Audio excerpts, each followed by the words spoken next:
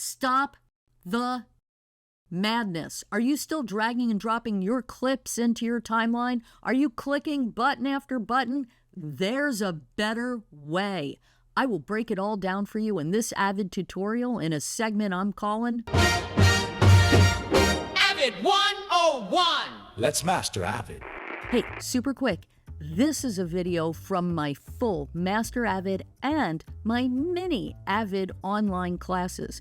If you are interested in doubling your job opportunities during this crazy time in our industry, check out the links below in the description for these classes. And now, here's your Avid tutorial. We're going to go to File, and we're going to go back down to Settings, and then we are going to go all the way down to Keyboard. Now, you'll have a keyboard checked. Mine is English, and these are the two defaults that it gives you. It gives you one keyboard and a spare. And you can go back and forth between keyboards. If you're bilingual, you can have one all in one language, and then you can have a keyboard all in another language, and you can switch between the two depending on your needs. But right now, we're just going to concentrate on the one, keep things simple. So we're going to call up our keyboard. Let's move this over to the side. Let's move our keyboard here. Here's the default Avid keyboard. Now, we need to call up one more tool. We're going to call up the command palette. So we're going to go to Tools and all the way down to Command Palette right there. And you can also hit Command 3 to call the command palette up, or you could hit Control 3 if you're on a PC. So here we go. We've got, let's move this off to the side a little more.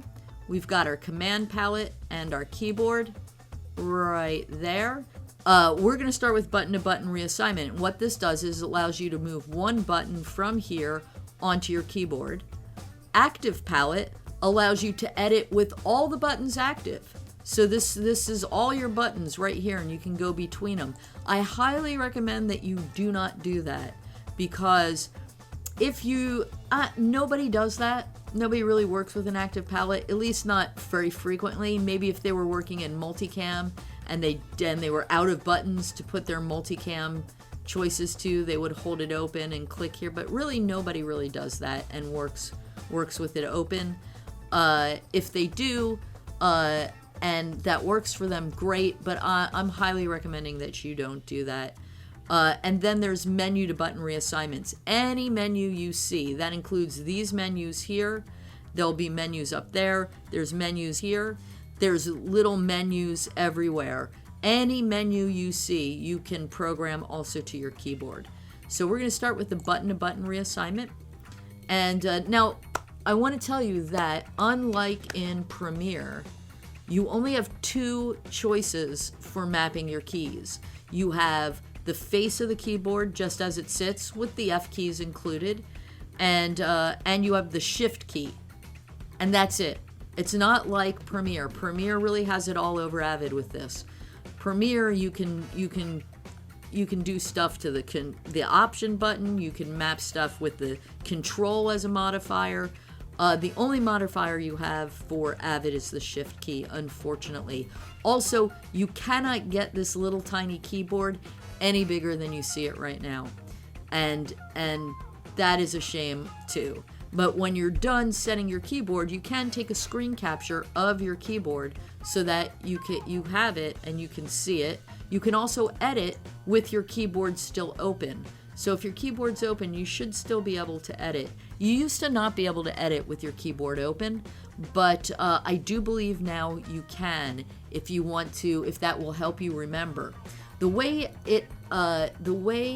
I remember where my things are on my keyboard, how I've remapped my keyboard, is that I try and group things where they make sense to me as a group in location, right?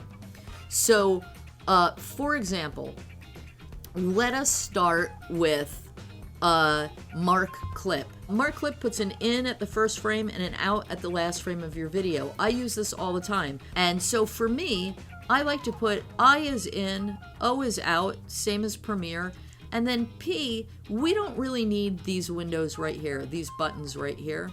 So we're going to take Mark Clip and we're going to put it over there. Now, I could take it from the T and just dump it on the P right there. So I is in, O is out, P is marked clip. That makes sense to me. But let's do it. And so any buttons that are already on here, if you want to move them to a different space, you just lift them up and move them. Right, that. Just like that, right? So let's go ahead and I'm going to put, well, we'll leave that there for now. Now that I put it all the way up on F8 for no reason. And we're going to put it back down on P, but we're going to bring it out of the command palette. So here we go. We want to go to, I'm going to guess, Edit. And there it is, Mark Clip. Click, drag, and drop it on the P. I is in, O is out, P is marked clip. To me, that makes sense. I like to keep them all in a row together. And if you would prefer them to be elsewhere, that's fine. I just recommend just start it this way right now, just so we're all on the same page. And then later, you can move them to wherever you want. You know, no, doesn't matter. So let's do this for now. And then, what also makes sense to me, I is in, Shift I is lift your in. Clear your in point. O is out, Shift O is going to be clear your out point. P is mark clip, and so Shift P is going to be lift both your in and your out. So we're going to hold down the Shift key, and we're going to go up to our command palette, and we're going to take clear in and put it here. We're going to take clear out, and we're going to put it on O, and then we're going to take clear both, and we're going to put it on P. Because we're going to remap over these right here. There are other functions for these. So I, O, P, in, out, mark clip, Shift I, clear in, Shift O, clear out, Shift P, clear both. This is going to be important later. Later when we get into trimming and all of that, you're going to be using your in, out, and clear both, and clear each one. You're going to be using those, trust me. I don't clear my in and my out nearly as much on Premiere. I'll clear both on occasion, but Avid is very married to the in and the out, so we're going to be clearing those for certain functions. When you do a menu to button reassignment, it works slightly differently than a button to button reassignment.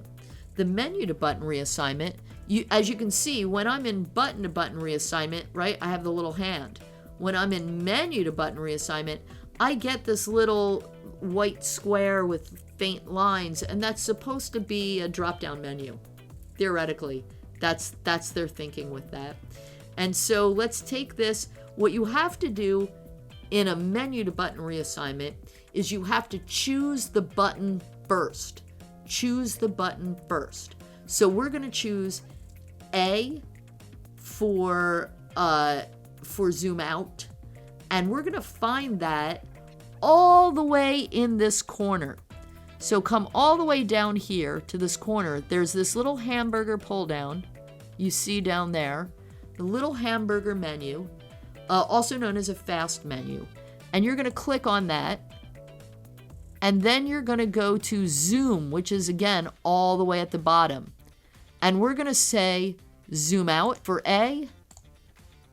And then on the S key, we're going to click on the S key first, right? We're in menu to button. We choose the button first, click on the S, then come back down to this menu to zoom. And we're going to choose zoom in. So zoom out, zoom in. Now, and you can put them there. You can put them anywhere. You can put them anywhere you want. Does not matter. Thanks for watching. More Avid tutorials to come. Hit that like button, smash that subscribe button, and if you're interested in doubling your job opportunities and opening up a world of new gigs for yourself, don't forget to check out those links below in the description for my Master Avid and my Mini Avid courses. See you in the next Avid tutorial.